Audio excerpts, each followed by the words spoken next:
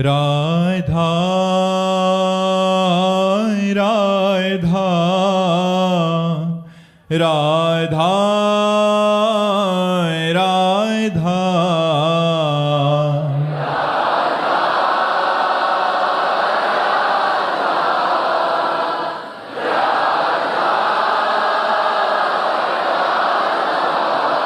हाय राधा राधा राधा राधा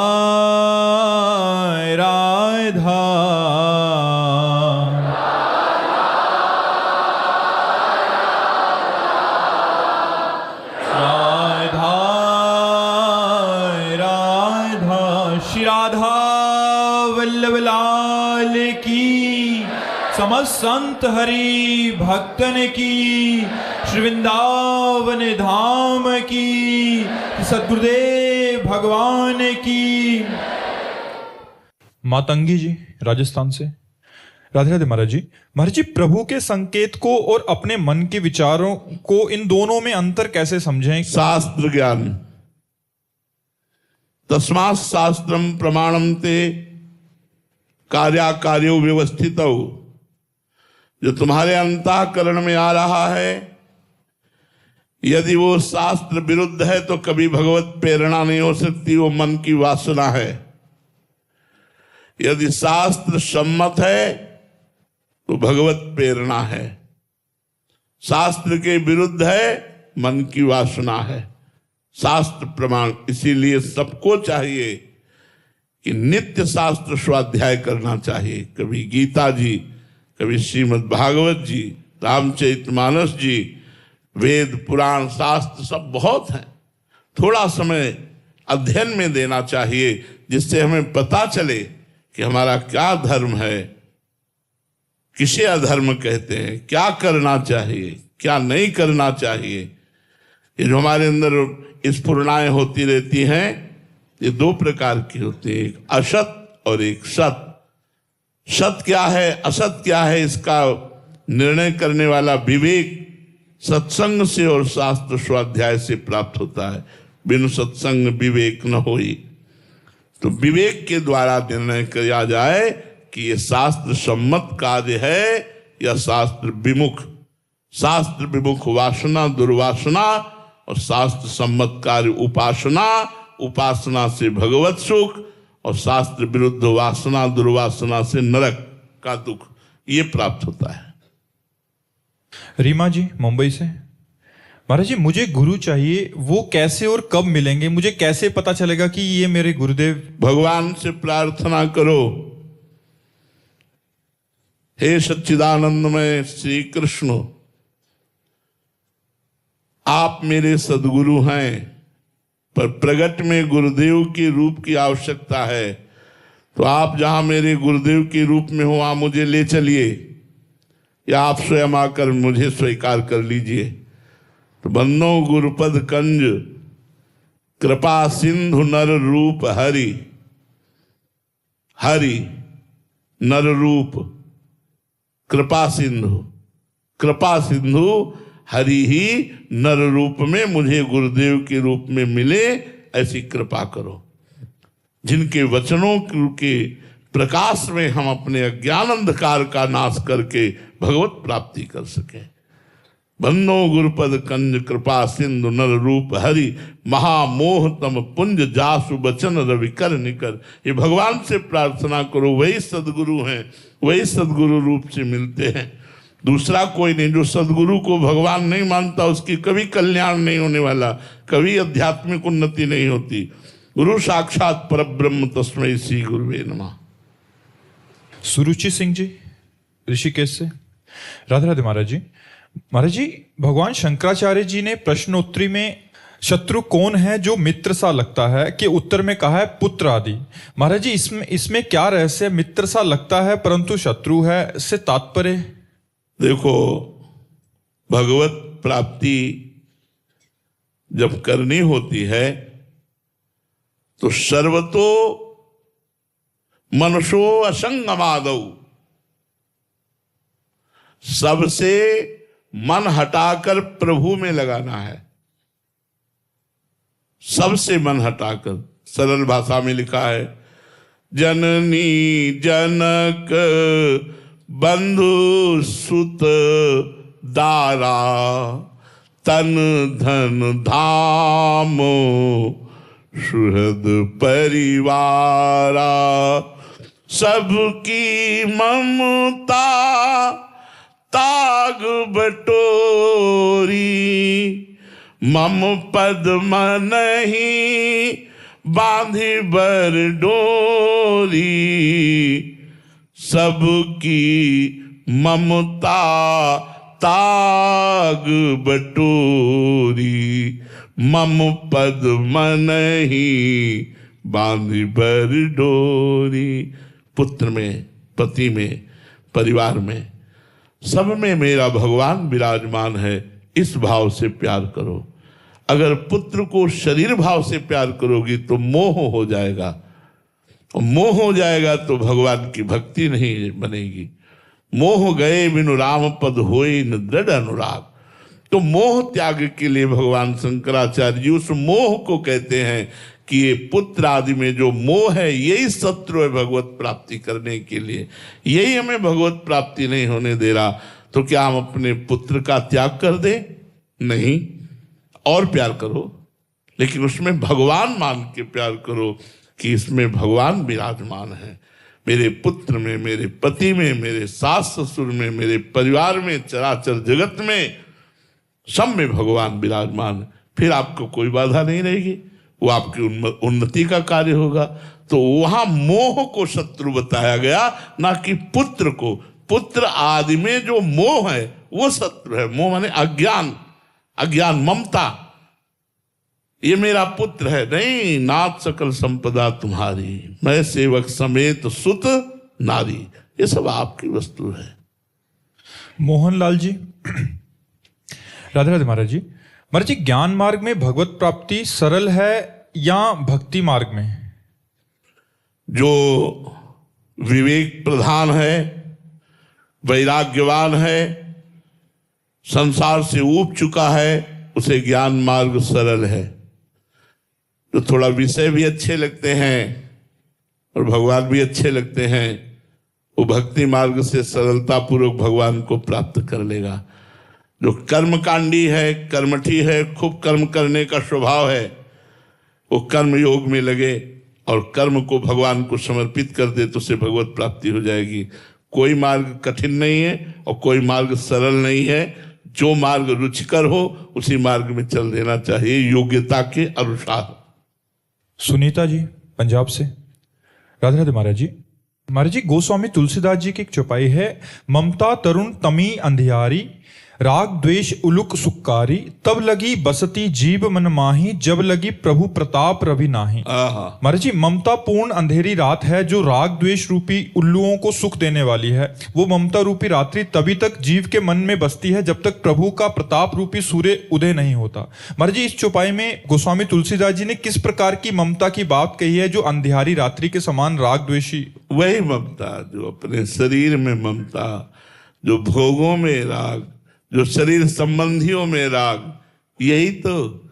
ये अपने हैं, ये पराये हैं। अपने में राग, पराये में द्वेष, अनुकूलता में सुख, प्रतिकूलता में दुख, ये सब ममता में ही तो रहता है। निर्ममो, जो ममता रहित होकर के प्यार करता है वो साधक है, और जो ममता युक्त करके प्यार करता है वो संसारी है। इसी में राग द्वेष रूपी उल्लू होते। भगवान का प्रताप, ये सबसे बड़े। जहां राम प्रताप रूपी सूर्य है वहां ममता नहीं रहती। प्रताप कैसे उदय? भगवान की लीला कथा सुनो, भगवान के प्रेमी महाभागवत को गुरु मानो, भगवान की प्रेमी महाभागवत के द्वारा दिए गए नाम मंत्र को जपो, तो आपके हृदय में भगवान का प्रताप उदित होगा। और प्रताप जब उदय होता है तो सब भय, शंका सब निवृत्त हो जाता है। एक अद्भुत आनंद रहता है और मन भगवान के चरणों के बल से संसार के सारे कर्तव्यों का पालन करते हुए भी भजन परायण रहता है। देखो राम प्रताप में कितना बड़ा बल है। जब बार बार मनुष्य नर करके रावण बात करता भगवान के लिए, तो अंगद को आवेश आ गया और कहा, जिसे तुम बार बार मनुष्य कहते हो, उन भगवान के बल से मैं कहता हूं कि मैं उनका एक छोटा सा दास हूं।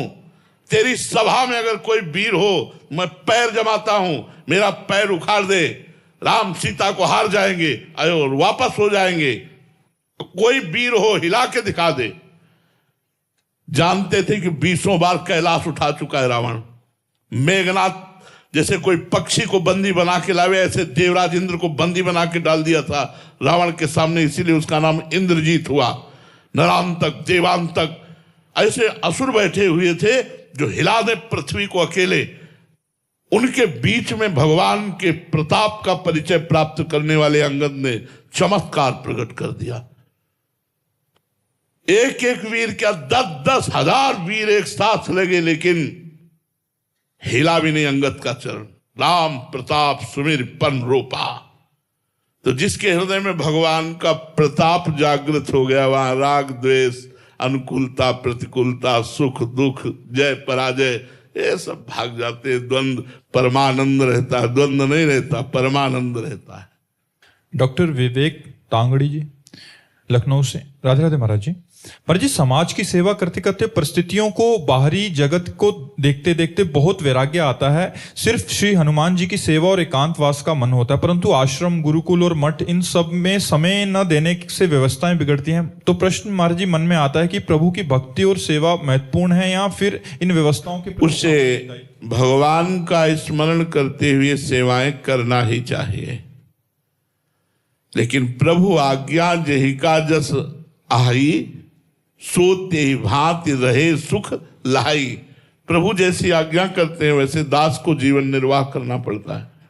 ईमानदारी से कह रहे, सत्य कह रहे। मन बार बार भागता है, एकांत रहो, एकांत रहो, एकांत। पर हम 4 बजे से लगे हैं दिनचर्या में, अपनी दिनचर्या पहले कर चुके, अब दिनचर्या में लगे हैं। अब ये प्रभु के द्वारा दी हुई दिनचर्या है, हम चाहते हुए भी नहीं छोड़ सकते, हमको जबरदस्ती करना पड़ेगा। तो प्रभु आज्ञा जहिका जस आई, सोते भांति रहे सुख लाई। इसलिए नाम जप करो, भगवत चिंतन करो, और जो मठ है, हनुमान जी की सेवा है, वो सब भगवान का भजन ही है। हाँ, आप दास बने रहो, स्वामी मत बनना। मान प्राप्ति की इच्छा का त्याग, धन प्राप्ति की इच्छा का त्याग, जो कुछ स्वाभाविक आ जाए भगवान की इच्छा से, उसी से मठ मंदिर का सेवन करो और नाम जप करो। ये भी भगवान की सेवा है। अगर संत जन, साधु जन, भक्त जन मठ मंदिर का सेवन नहीं करेंगे तो जो अधर्मी लोग हैं इनका अधिकार हो जाएगा। अब मठ मंदिरों में अगर धर्मात्मा पुरुष नहीं रहेंगे तो अधर्मी लोग वहीं गंदे आचरण करेंगे। इसलिए जरूर साधकों को, संतों को, महंतों को, महापुरुषों को ही तो जगत का उद्धार करने वाला बताया गया है। तो मंदिर इसीलिए वो बनवाते हैं कि हजारों लोग भजन नहीं कर सकते, लेकिन आकर के यहाँ दर्शन मात्र भगवान के तो करेंगे। तो जय हनुमान जी, प्रणाम किया, चले गए, इतने पुण्य बन गया उनका। एक एक कदम भगवान के दर्शन के लिए जब जाया जाता है, वो पवित्र करने वाला होता है। इसलिए ये कोई साधारण बात नहीं। मंदिर आदि, भगवान के मंदिर की परिक्रमा करना, भगवान के मंदिर के दर्शन करना, ये भगवान के सामने कुछ देर बैठना, मंत्र जप करना, ये सब महामंगलमयी बातें। तो यदि संत जन सब छोड़कर गंगा किनारे, यमुना किनारे, पर्णकुटी में रहने लगे तो फिर समाज हमारी कहाँ रहेगी, कैसे चलेगी। इसीलिए संत महात्मा अपने हृदय की बात को दबा करके, अपने उद्धार की बात को दबाकर जगत उद्धार के लिए वो गुण गाते, प्रभु का मंगल गान करते हुए प्रभु का जगत में विचरण करते हैं। तो हमें चाहिए कि जिसमें हमें सुख मिले उसका त्याग करे, और जिसमें संसार को सुख मिले उस बात को पकड़े। यदि हमारे प्रवचन से, हमारे बोलने से लाखों को सुख मिलता है तो हम एकांत में नहीं बैठेंगे, हम बोलेंगे। जिससे लाखों को सुख मिलता है, एकांत में बैठकर भजन करने से मेरे को केवल सुख मिलेगा, लेकिन उतना समय हम आपको दे रहे हैं, इससे आप सबको सुख मिल रहा है, तो मुझे ये बात पकड़नी, वो बात छोड़नी है। अच्छा, वो बात अपने आप पूर्ण हो जाएगी, क्योंकि सबको भगवत स्वरूप मान करके जब, तो ये भजन ही है, सब रूपों में भगवान ही है। इसलिए आप ऐसा करो, भजन करते हुए जो भी आश्रम की सेवा है उसको करते रहो, उसको त्यागो मत। नहीं तो अगर आश्रमों का, मंदिरों का साधुजन त्याग कर देंगे तो जो अधर्मी लोग हैं वहां गलत आचरण करेंगे, बैठकर मंदिर की मर्यादा के विरुद्ध वार्ता होने लगेगी। इसलिए संतों से प्रार्थना, जो गुरु परंपरा से मिली हुई आश्रम मर्यादाएं हैं उनका पालन करते हुए ही भजन किया जाए। विष्णु शंकर उपाध्याय जी, गाजियाबाद से। राधे राधे महाराज जी। महाराज जी, प्रातः स्मरणीय परम पूज्य संत श्री राम सुखदास जी महाराज जी के एकांतिक दर्शन का सौभाग्य करीब 32 साल पहले 2 मिनट के लिए पटना में मिला था। उसमें उन्होंने एक उपदेश किया, जीवन में 3 ही बातें, जानना, मानना और करना। जानना है अपने आप को, मानना है ईश्वर को और करना है सेवा, जिसको मैं अपने जीवन में धारण करने का मन बनाए रखा है। जिससे कभी भी मुझे किसी का सहयोग का मौका मिला या नहीं मिला, फिर भी मैं करता रहा। बट कोशिश भी किया कि महाराज जी कह रहे हैं कि इनका भाव यह आगे कि व्यवहार में महाराज जी कभी कभी मतलब असहजता से महसूस होती है कि जितना हम अपेक्षा करते हैं दूसरों से, उतना दूसरों से अपेक्षा करते इसलिए जाना नहीं, दूसरों से अपेक्षा करते इसलिए माना नहीं, दूसरों से अपेक्षा करते इसलिए करना सीखा नहीं। अभी तीनों बात में तुम फेल हो। किसका प्रश्न है? तीनों बात में फेल हो। अगर अपने को जाना तो सब मेरे आत्म स्वरूप हैं, फिर उनकी अनुकूलता प्रतिकूलता की अपेक्षा क्या? अगर अध्यात्म को जाना तो द्वंद्व विमुक्ता, मान अपमान निंदा स्तुति सुख दुख से वो मुक्त होता है। पहली बात में फेल। माना, यदि माना सर्वतोभावेन श्री भगवान विराजमान है, निरंतर उनका स्मरण करना, निरंतर उन्हीं के भाव में रहना, तो जड़ चेतन जग जीव जत सकल राम में जान। हम किससे अपेक्षा कर रहे हैं? मान की, अनुकूलता की, थैंक यू की, धन्यवाद की। दूसरी बात में फेल।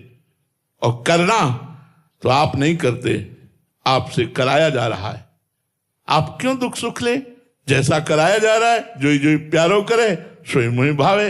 अभी तीनों बातें समझ नहीं पाए, इसीलिए आपको ऐसा लगता। नहीं तो परमानंद के लिए हैं तीनों बातें, संत के मुख से निकले हुए वचन परमानंद प्रदान करने वाले। तो ठीक से समझो।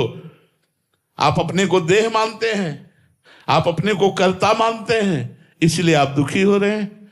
अगर आप अपने को जान जाए तो फिर सब बात बन जाए। अगर आप मान जाए सब बात बन जाए।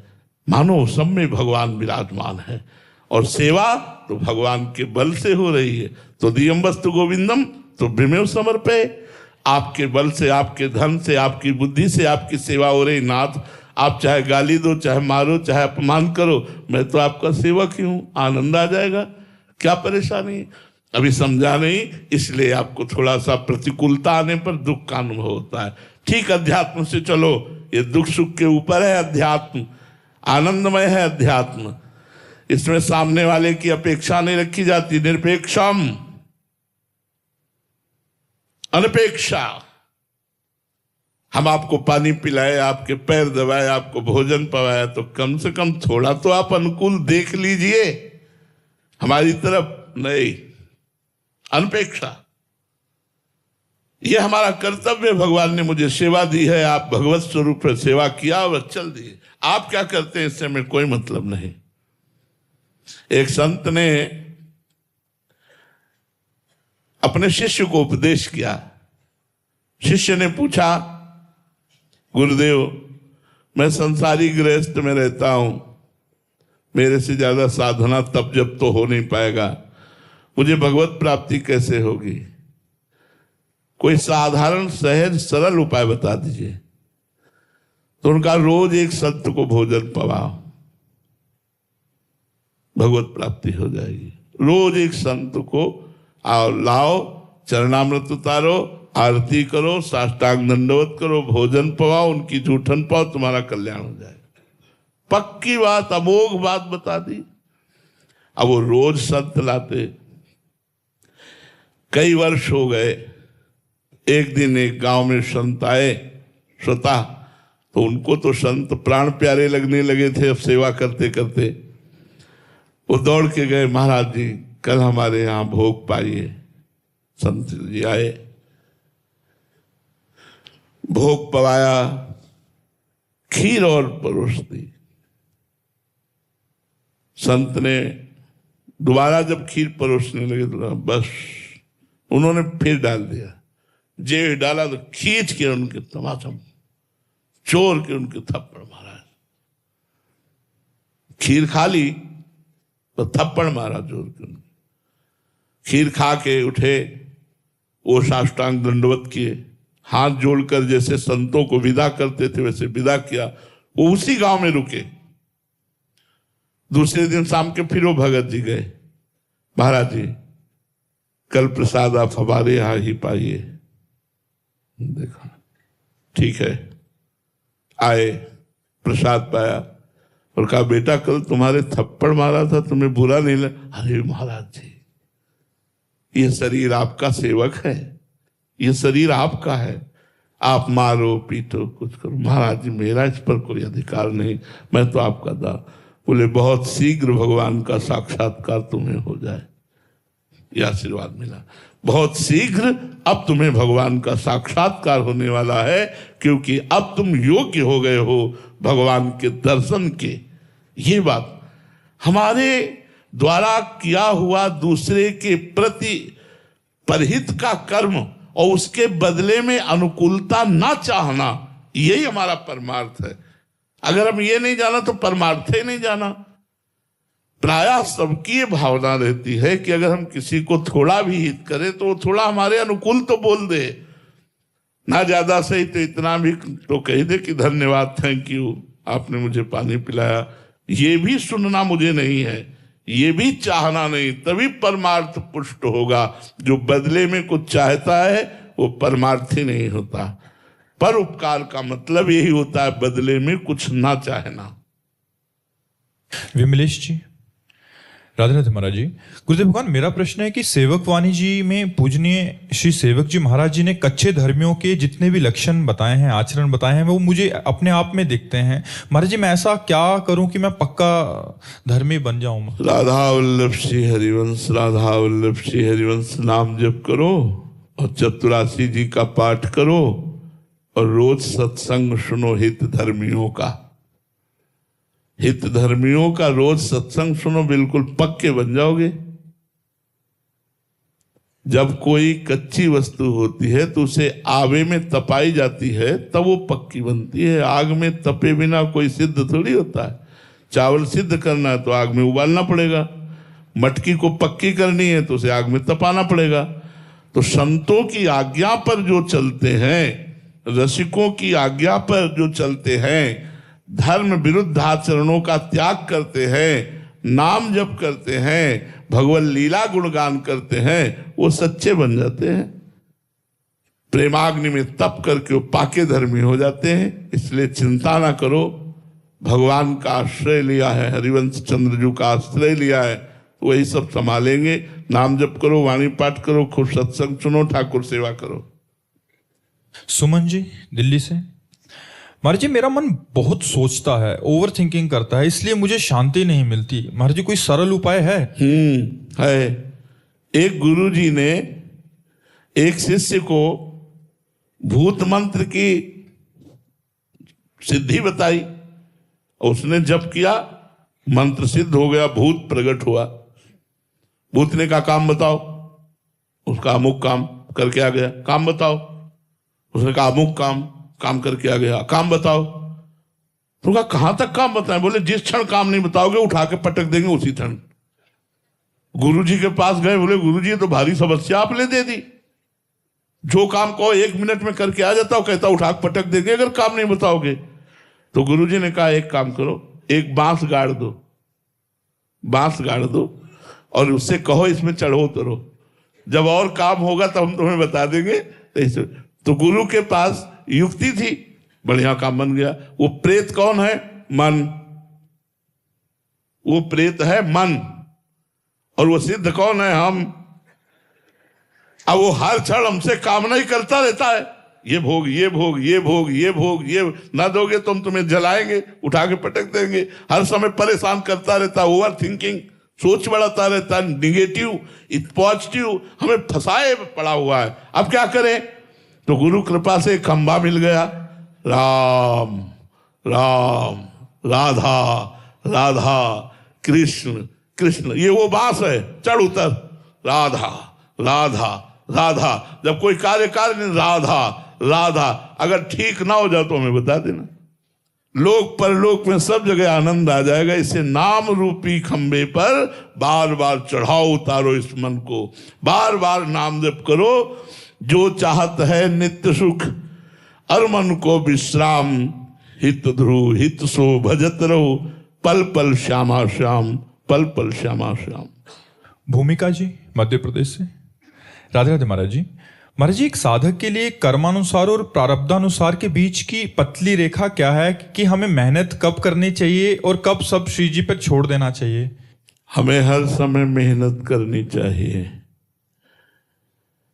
खाली तो रहना बिल्कुल निषेध है। मनुष्य जीवन की एक एक श्वास अमूल्य है।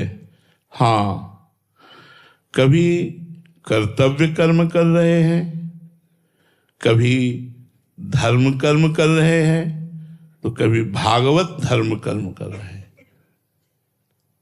भागवत धर्म नाम जप कर रहे हैं, शास्त्रों का स्वाध्याय कर रहे हैं, सत्संग कर रहे हैं। धर्म कर्म तीर्थयाटन, गरीबों की सेवा आदि आदि। कर्तव्य कर्म नौकरी, व्यापार, किसानी, जो भी कर्तव्य कर्म है कर्म करते हैं। प्रारब्ध केवल सुख दुख देता, वो कर्म नहीं कराता। प्रारब्ध कर्म नहीं कराता, प्रारब्ध परिणाम है किए हुए कर्मों का। जो पूर्व में हमने कर्म किए उनको संचित कर्म कहते हैं, और संचित कर्मों से कुछ शुभ और कुछ अशुभ निकालकर मानव देह की रचना हुई है। शुभ का फल सुख और अशुभ का फल दुख। तो प्रारब्ध केवल सुख और दुख देता है, सफलता और असफलता देता है, ना कि वो कर्म कराता है। कर्म क्रियमाण होता है, क्रियमाण बुद्धि के द्वारा निश्चय, मन के द्वारा संकल्प, चित्त के द्वारा चिंतन और अहंकार के द्वारा मैं करता हूं ऐसा स्वीकृत होता है। तो कभी भी कर्म रहित नहीं होना चाहिए। कभी कर्तव्य कर्म, कभी धर्म कर्म, तो कभी भागवत धर्म कर्म। भगवत प्राप्ति के लिए प्रयत्नशील होना, शास्त्रों का स्वाध्याय करना, संतों का समागम करना, नाम जप करना, परोपकार करना, ये हर समय हमारे अंदर जीवन में चलता रहे। मैं कैसे भगवान को प्राप्त कर लूं? अगर लोक की कोई वस्तु प्राप्त करनी है तो भी भगवान की कृपा से हो जाएगी, परलोक की प्राप्त करनी तो भगवान की कृपा से हो जाएगी। बिना भगवान की कृपा से प्रारब्ध में इतना दम नहीं कि हमारी कामनाओं की पूर्ति कर सके, वो हमें शांति प्रदान कर सके, वो हमें परमानंद प्रदान कर सके। प्रारब्ध सांसारिक सुख और दुख दे सकता है, वो भी क्षणिक, ना कि स्थायी। जैसे दिन स्थायी नहीं रहता, रात्रि आती है, रात्रि स्थायी नहीं रहती, दिन आता है, ऐसे ही प्रारब्ध के अनुसार कभी सुख कभी दुख देखा जाता है।